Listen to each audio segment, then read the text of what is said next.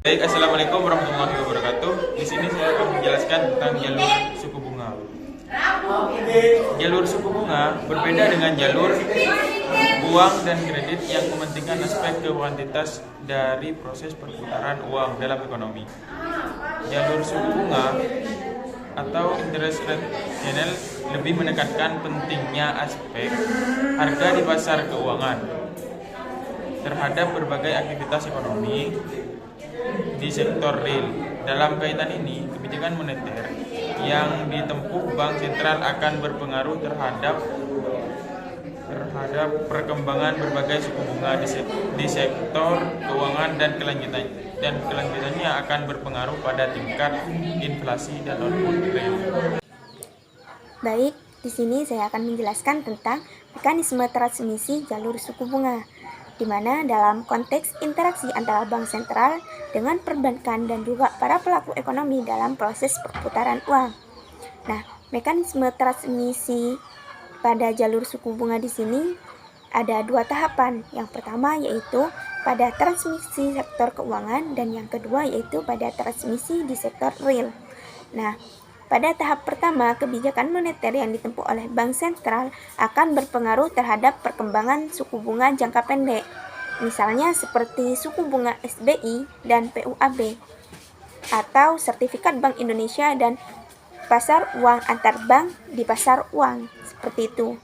Kemudian, dari perkembangan tersebut selanjutnya akan mempengaruhi suku bunga deposito dan juga suku bunga kredit, di mana suku bunga deposito di sini adalah suku bunga yang diberikan oleh perbankan terhadap simpanan masyarakat, dan suku bunga kredit di sini adalah yang dibebankan oleh bank-bank kepada para debiturnya.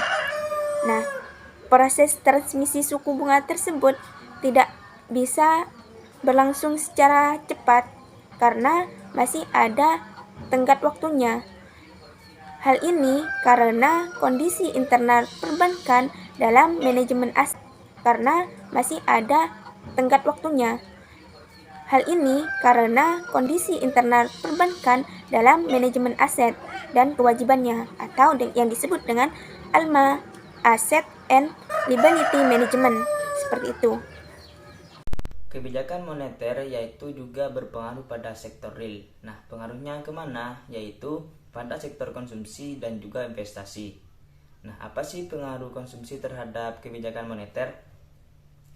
Semakin tinggi suku bunga yang dikeluarkan oleh kebijakan moneter atau Bank Indonesia, maka tingkat konsumsi itu akan semakin menurun atau semakin rendah. Mengapa? Karena jika suku bunga itu tinggi, maka orang-orang akan cenderung menabung uangnya daripada dibelanjakan. Nah, sebaliknya jika suku bunga itu rendah, maka orang-orang itu akan lebih memegang cash. Dan lebih memegang cash, maka konsumsi tersebut akan semakin meningkat karena orang-orang tersebut dapat membelanjakan hasil uang itu sendiri. Dan pada investasi, nah juga kalau suku bunga makin tinggi, maka investasi ini juga akan semakin menurun atau rendah. Nah, mengapa? Kalau bank sudah menjamin misalkan deposito untungnya 4%, sedangkan investasi rata-rata masih 3%. Nah, maka orang-orang itu akan cenderung menabung atau menarik uangnya di investasi lalu ditabung kepada deposito. Nah, maka nilai-nilai investasi ini akan semakin sedikit atau semakin menurun. Nah, apabila suku bunga itu rendah, maka orang-orang akan melakukan investasi dan juga akan juga berfaktor positif kepada investasi. Jadi investasi tersebut juga akan semakin tinggi. Nah, jadi konsumsi dan investasi di situ akan menjadi sejalan atau tolak belakang terhadap suku bunga bank. Jadi pengaruh konsumsi dan juga investasi di sini akan berdampak pada permintaan agregat yang pada akhirnya nanti akan menentukan tingkat inflasi. Seperti itu.